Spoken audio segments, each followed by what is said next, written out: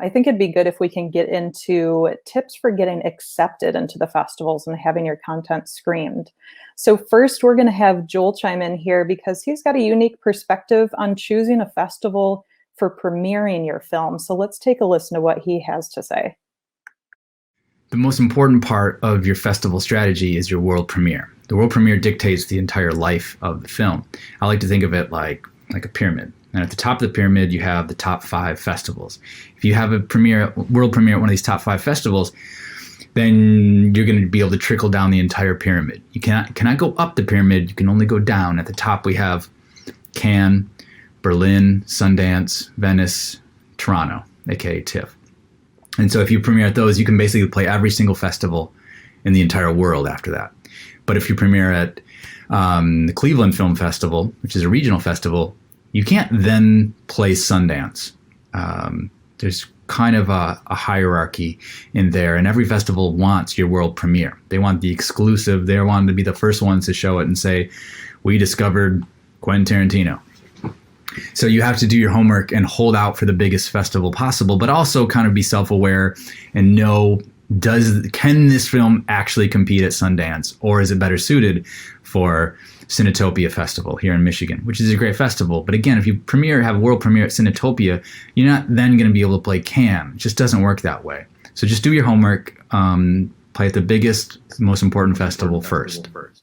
That's really great advice. And actually, that's something that I didn't learn until I got involved with a film festival, between volunteering and getting on the curation side of things. I didn't realize that there was that stipulation that once you get into a certain film fest, it might kind of block you from others, or some say, hey, if you're going to be premiering at ours, you can't play somewhere else. So I'm really glad that Joel brought up that point of doing your homework. That being said, for any students that are watching, I wouldn't get too worried about that. Don't get caught up in it if it's your first time. Just go have fun with it. So, John, let's throw it to you.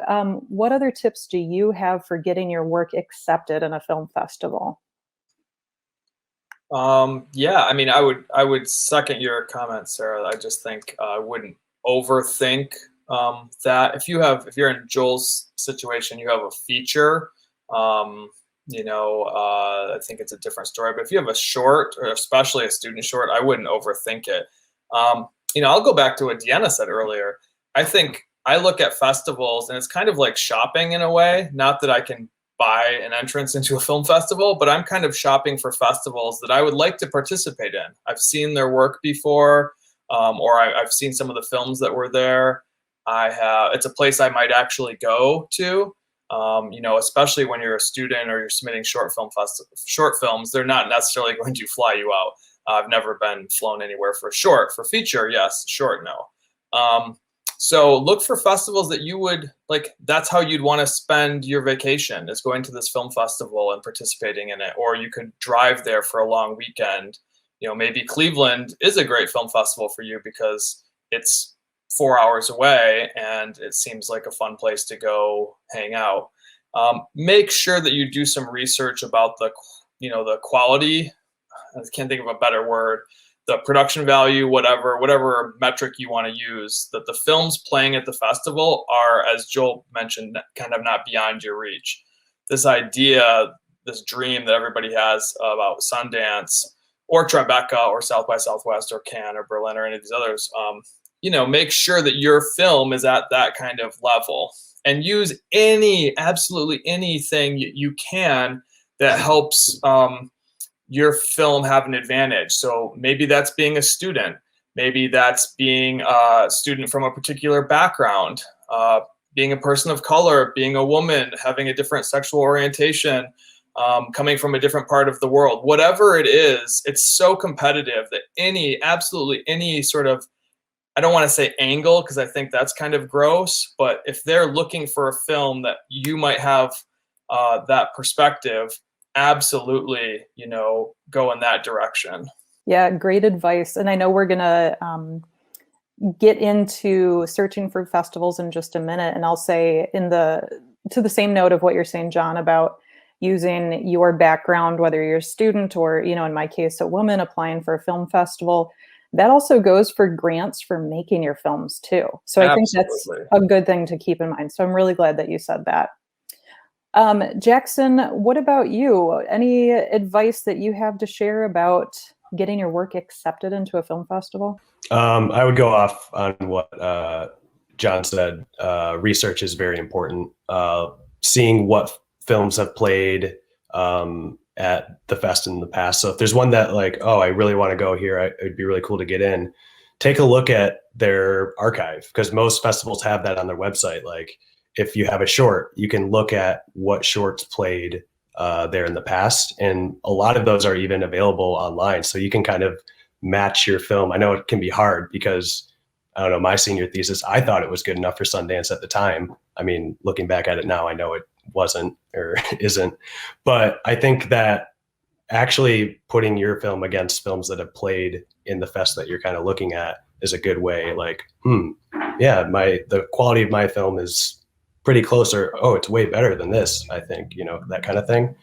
But I would say, let's see, tips. Yeah. Filling out your submission form completely. As a screener, it's kind of annoying when someone just submits the file and their name and like the runtime. It's like, we want to know a little bit more about it than just what the film is and who you are.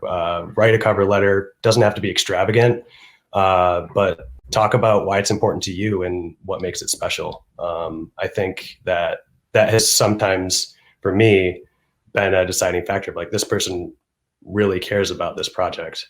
Let the screeners know that.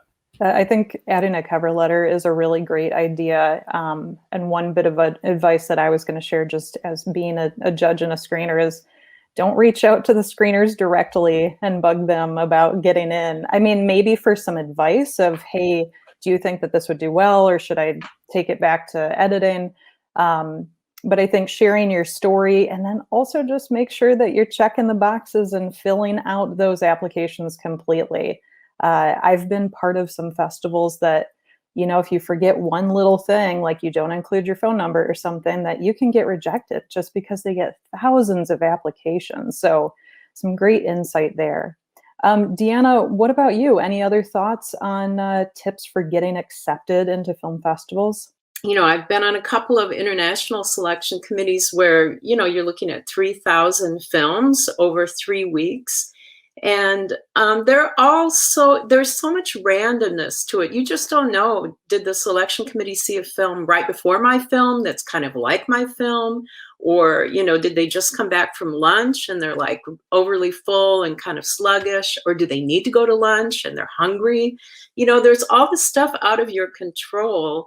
And it's hard to really know why things get selected or don't get selected when it's so amazingly competitive. Like 3,000 films and 100 or 120 get selected. That's a huge number of really good films that were not included in the programming. When I did a selection in Zagreb, I started keeping notes of things that were kind of trends, and wrote an article like, don't have your film wake up with an alarm clock, don't wait for things to peak until later, grab the audience right away. I mean, there are a bunch of things that might help, you get selected, but you also kind of don't know. Like at Zagreb, one of the selectors, he was like, I am so sick of seeing butterflies. If we see another butterfly, I'm going to throw up. And then, a film would come up, he'd go, butterfly, butterfly, and how would you know as a filmmaker that one little icon is something that all these other filmmakers are using too? So it's kind of a crapshoot, whether you get in or you don't get in, but you're not going to get in if you don't try. Some great insight there. I love that you wrote that article talking about different trends that you've kind of seen over and over and over. I know that reminded me of a friend of mine who's a producer for a pretty big production company, talking about all the pitches that she was getting for pandemic-related stories as of even April 2020. And some of it is kind of like read the room. You know that that's going to be a hot trend, so get a little more creative. But I think the big takeaway is going to festivals and even just keeping up on new content being released and see what trends are, or if you have a different angle for it, or probably more importantly, just speak your own authentic voice and share your own story. That's going to be the best one. But it is kind of a crapshoot. You don't know if you're going to get in, not guaranteed. There are always a lot of really amazing films that don't make it into the top. And that doesn't mean they're bad. It just means there are a lot of really good ones and it's hard to pick. So great point there.